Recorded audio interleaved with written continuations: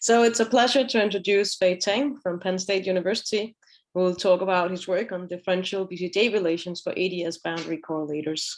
Go take it away, Fei. Yeah, thanks for the introduction. And I would also thank the organizers who for offering me the opportunity to present my recent work in collaboration with Pranav and Radu from Penn State and Aidan from Michigan. So in this conference, we have already seen many applications of color kinematic dualities, as well as some attempts to understand the origin of it. Most of these studies are for flat space amplitudes. So in this talk, instead, I would like to study the color kinematic duality on a curved background.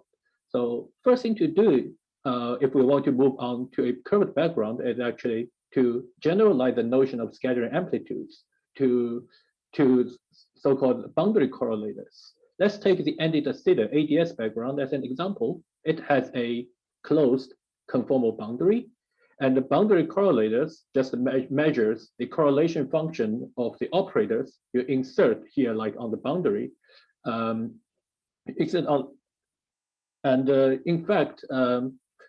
In fact, like flat space amplitudes can also be understood as like boundary correlators. They are just correlation functions of the operators that corresponds to free particles inserted at the infinity of the space-time. So in literature, there have already been a number of studies on such quantities. Besides ADS, people also consider the de Sitter correlators. It has an open conformal boundary, and these correlators are cosmological correlators, which probe the inflationary history of our early universe. We might also have like a plane wave background. It is asymptotically flat, so the definition of amplitudes are mostly intact. In our work, we focus on ADS backgrounds. It is simple because it is maximally symmetric, having the conformal group as the isometry, and moreover, it has a well-studied ADS CFT correspondence. So on one hand, we might be able to kill two birds with one stone, and provide any new feature in the ADS boundary correlators might shed some light on corresponding structure for a CFT correlator. On the other hand, an insight from boundary CFT might also guide us towards what are the really interesting quantities to compute in the bulk. So to be more specific, in this work, we are going to study the possible non-trivial differential relations among position space color ordered ADS boundary correlators as a result of the color kinematic duality, and I will also touch a bit on possible double copy constructions. So as a teaser to the rest of my talk, let me just show the main result of our work. So first of all, when we say color kinematic duality on curved background, you have to define what do we mean. So here is a definition we propose. So for color dressed boundary correlators, we propose that it can be written as a sum over cubic Wheaton diagrams. For each diagram, you associate with it a color factor as usual. Then for all the internal lines, you associate with it an inverse of a di square operator. They are just conformal generators. The full definition will be given later in the talk. Then for the kinematic numerator, we need to upgrade it into operators, and it acts on so-called the D function. They are nothing, they correspond to a contact Wheaton diagram, and as we will see later, they are nothing but the ADS analog of the momentum conserving delta function. So the color kinematics just means that the numerators satisfy the Jacobi identity as an operator relation. This definition is very useful in the sense that as a consequence, the color ordered boundary correlators will automatically satisfy the differential BCJ relations. Here we show the analog of the fundamental BCJ relations. Compared with the flat space one, you simply upgrade the Sij, the Mandelstam variables, into the Dij, the conformal generators. And we will see that this is up to now, this is still a conjecture, But as we will see later, like we find like both the color CK dual form and the BCG relations, they are verified for nonlinear system model up to 6 points and in arbitrary dimension. And we have strong belief that for NLSM, it's going to hold generically. Then for Yang-Mills, the color CK dual form is very difficult to obtain, but nevertheless, we verified that the differential BCG relations do hold at 4 points for D equal to 4. So now let's jump into the nitty-gritty. So we are going to use a position space correlator, but more specifically, we want to use the embedding space formalism. We embed the ADS space-time as an hyperboloid in the Minkowski space with 1 dimension higher. And we can, to verify that this is the right thing to do, you can just choose, like you can choose a Poincare parameterization of a bulk point, and then you can easily see that you indeed reproduce the Poincare patch ADS metric, and the conformal boundary of the ADS spacetime lies at the z goes to infinity limit. You just take the z goes to infinity limit on the bulk point, and then you perform a rescaling, so you obtain these boundary points. In the embedding space, the boundary corresponds to the light cone. And if you are considering like spinning states on the boundary, you need in addition some polarization vectors to specify the internal states. And to uplift it into the embedding space, you need to make sure that the transversality condition is satisfied. Well, the reason is that we are working in the embedding space, so we have to introduce some redundancy, which is related to the direction perpendicular to the embedding surface, so the radial direction, like the perpendicular directions. So we need to make sure that our physical quantities do not depend on this perpendicular dimension, a perpendicular direction. So the transversality condition like this it should be viewed as a self-consistency condition. And moreover, if the physical polarization vector is null, then the z, our embedding space polarization vector, is also null. So let's look at the simplest correlators, the 2-point functions. So they are the solutions to the AD equation of motion. So for the 2 points, if one is on the boundary, P, and the other one is in the bulk, like here, X, then we have the bulk to boundary propagator as a solution to the equation of motion. Here we show the result for both a scalar and a vector particle with conformal dimension delta. And if both points are in the bulk, we have the bulk to bulk propagators. And in practice, for our purpose, it is convenient to use so-called a split representation of the bulk to bulk propagator. We can write both a scalar and a vector propagator as a contour integral of the spectral function omega, and the omega can be written as a product of 2 bulk to boundary propagators with 1 additional state inserted on the boundary, and then you integrate over all the possible insertions. This split representation looks really like a factorization, but we need to, but I just got to mention that it is in some sense an off-shell factorization in the sense that the conformal dimension associated with this state Q does not fall into the right range that makes it a valid boundary state. So now some properties of generic boundary correlators in the embedding space. So a boundary correlator A, it has to be a homogeneous function in P. It's with weight delta, and if the state is spinning, it could also be a multilinear function in Z in the polarization vectors. So once we strip off the polarization vectors, we get this tensor AM1, M2, dot, dot, dot. And to properly represent this as the spin degree freedom, it has to be symmetric and traceless. And to ensure that there is no dependence on the radial direction, it has to satisfy the transversality condition. So the conformal, the boundary correlator needs to satisfy the same symmetry as the space-time. So it is conformally invariant.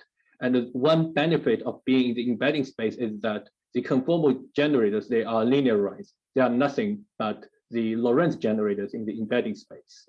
So the conformal invariance just means that if you write down the total Lorentz generator acting on the correlator, it gives you 0. And for convenience, we define the like the products of conformal generator like that.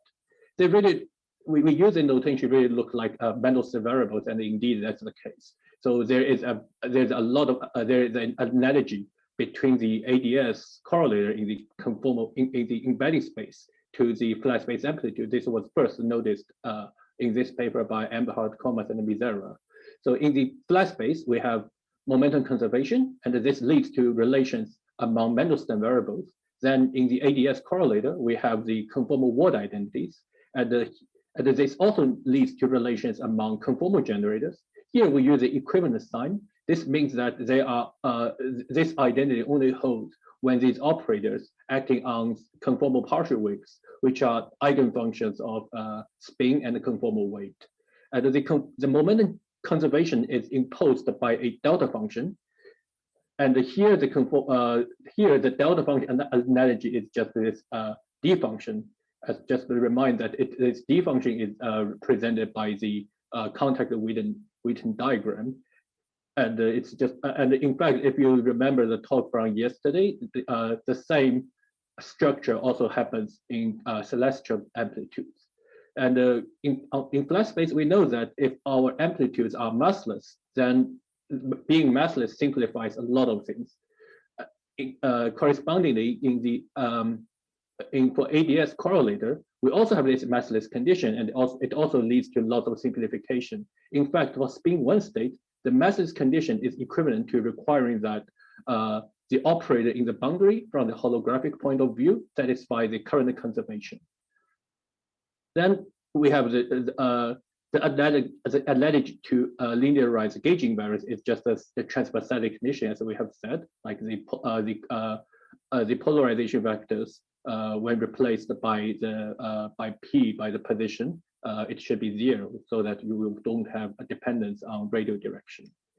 There are, of course, like flat ADS is a slightly more complicated than flat space in the sense that these DIs, they are operators, they are conformal generators, so they do not necessarily commute. For example, the DIK and the DJK, they do not commute. And it's easy to see that they commute only if like I and J as 2 sets, they do not intersect, or one actually contains the other. So actually this is exactly the condition that if the 2 generators, they are associated with to the internal edges of a Witten diagram or Feynman diagram, then they commute. Immediately, then you would like to associate these generators with bulk-to-bulk propagator of a Witten diagram. Indeed, this is indeed possible. Like the inverse of these generators, they give you the bulk-to-bulk propagator when acting on the contact diagram, the D functions. And here is a quick proof of this relation.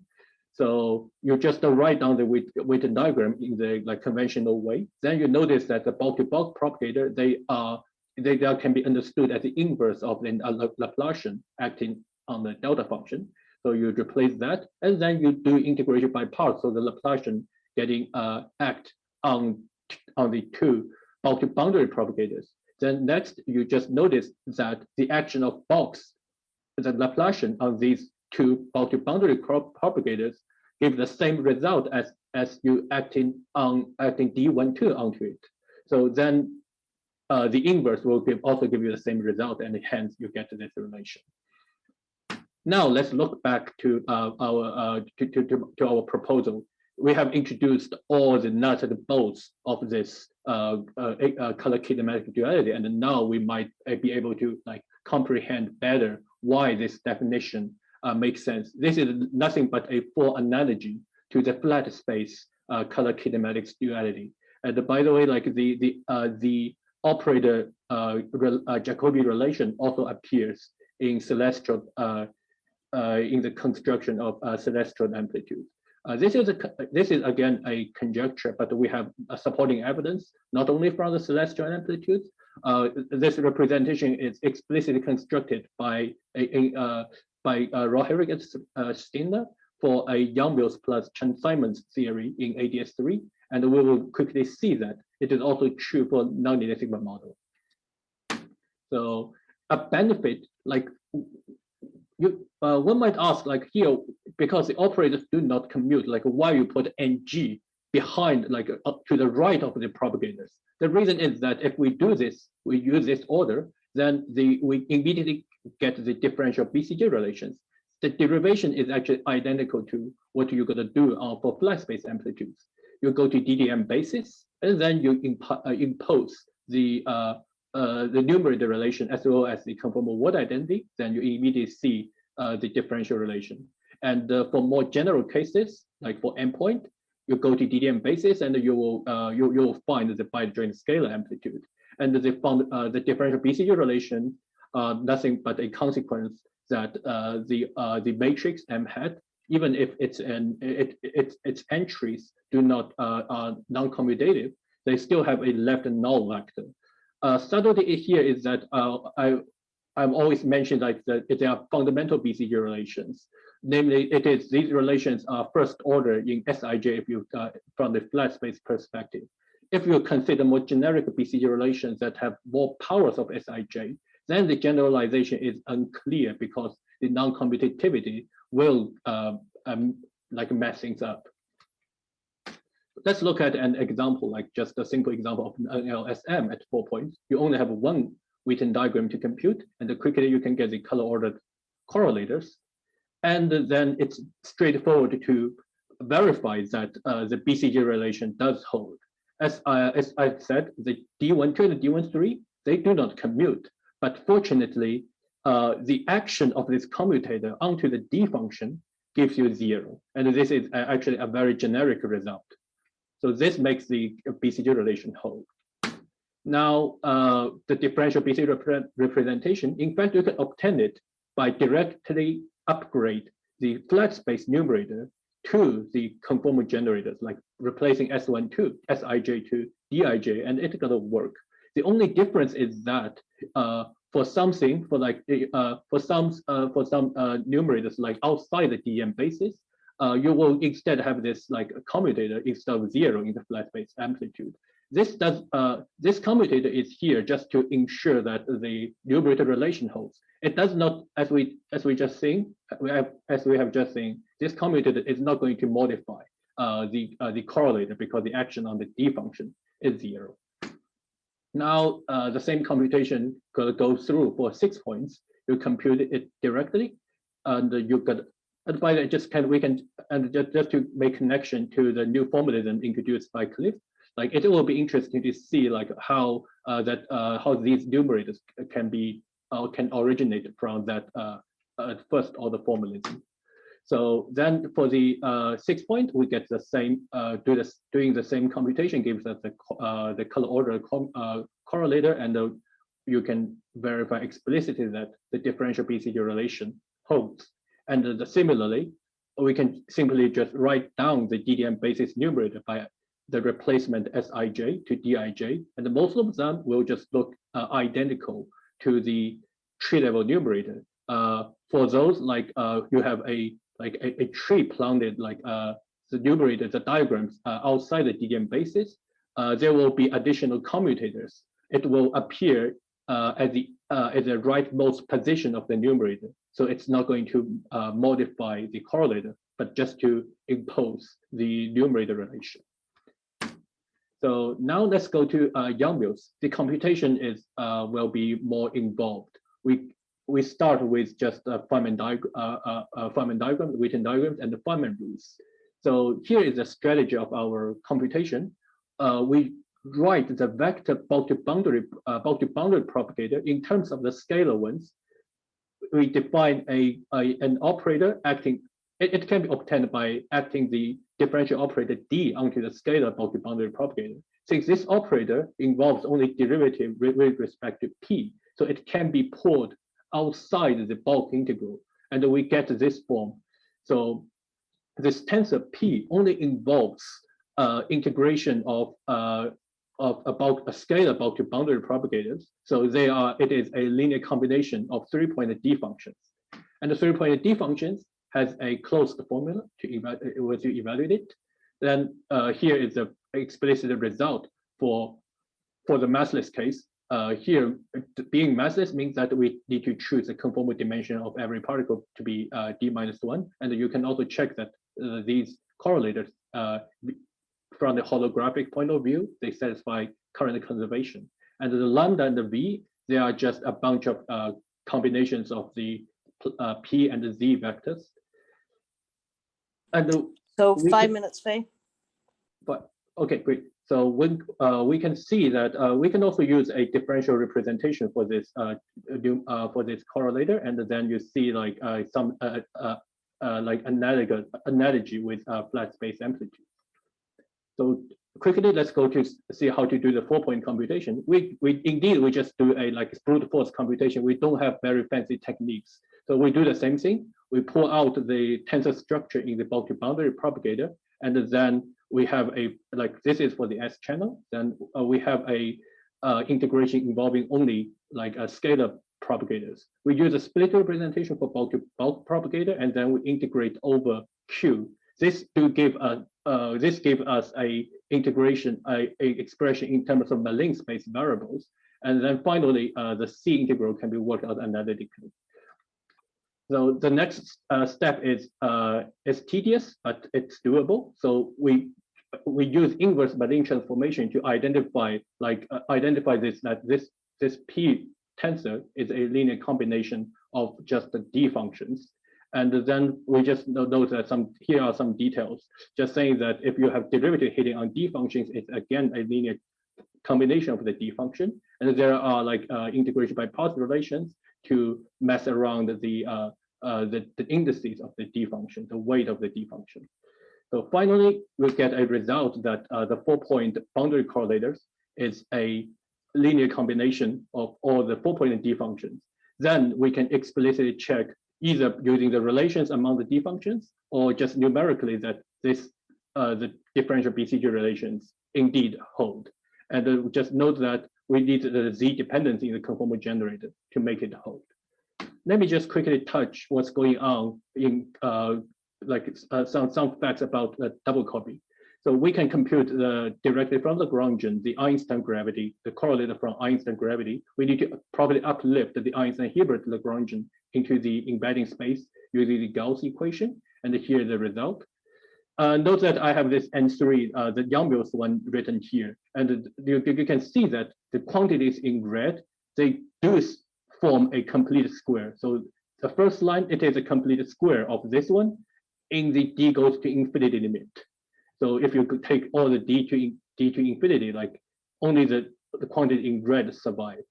Therefore, we kind of see that a double copy might work both for squaring the numerator directly, or you use you're acting the numerator operator twice. It does work, goes into infinity limit. On the other hand, it also trivially holds when D goes to 2, because although we have these like multiple tensor structures like lambda, V, and H, in D equal to 2, due to the Graham determinative relations, they all proportional to each other. So we will only have like one independent one for gauge correlator and one for gravity correlator. So they just double copy trivially.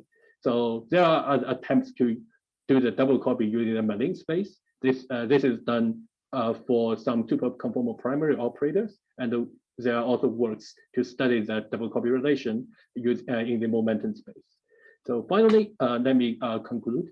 So this is a summary of what we have done. We propose a color kinematic dual form for position space ADS correlator, and then we verified that this CK duality will give us differential BCG relations among color ordered correlators, and we verify this explicitly for NLSM and the Young-Mills for several cases.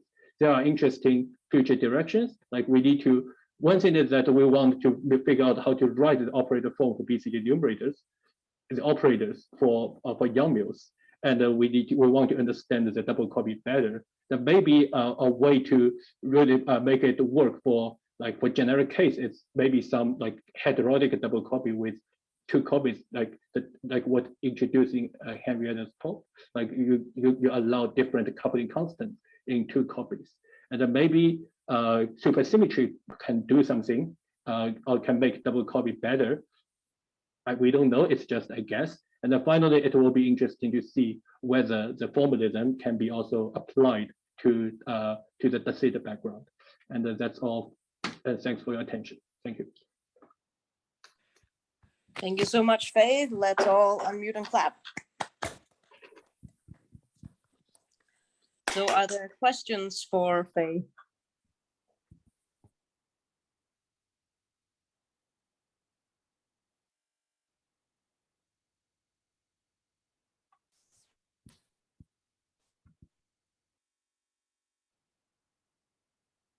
Feel free to unmute yourself and ask.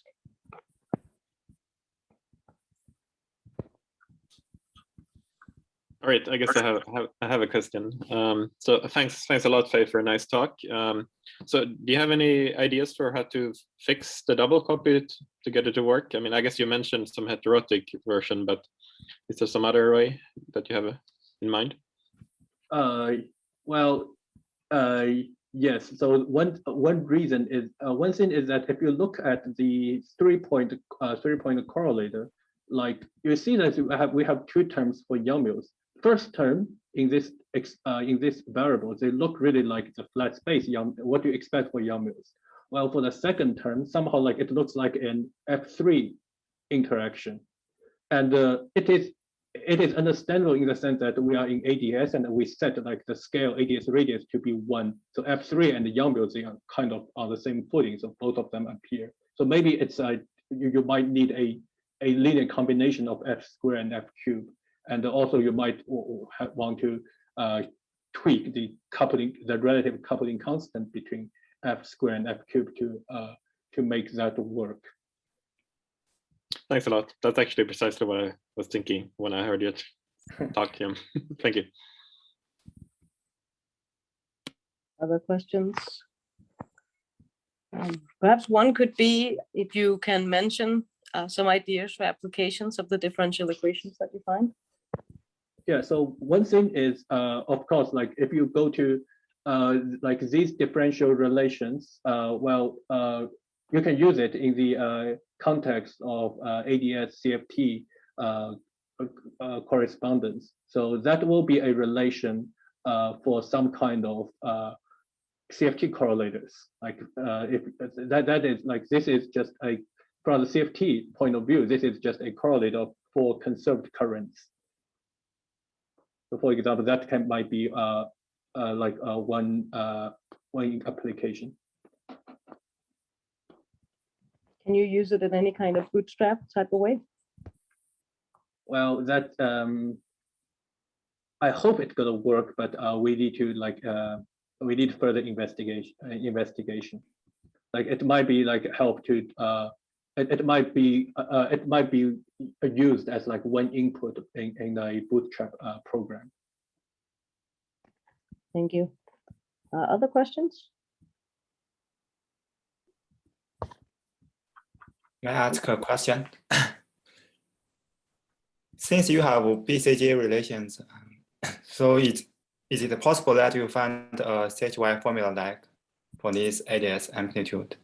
Well, there is an ADS, sorry, there is an CHY type formulation for the for this one for Young-Mills plus Chern-Simons in ADS3. So this is a formulation using ambitwister on the curved background, and also in the in this work, like in this work, they provide an CHY construction for biadjoint scalars. So, but we don't have that for like generic like matter contents like a non-decimal model or Young-Mills. Definitely, it is interesting to find one like for Young-Mills in genericity, like not in 3D. Okay, thank you. All right, well, let's thank Fei again. And then switch over to Ruth's talk.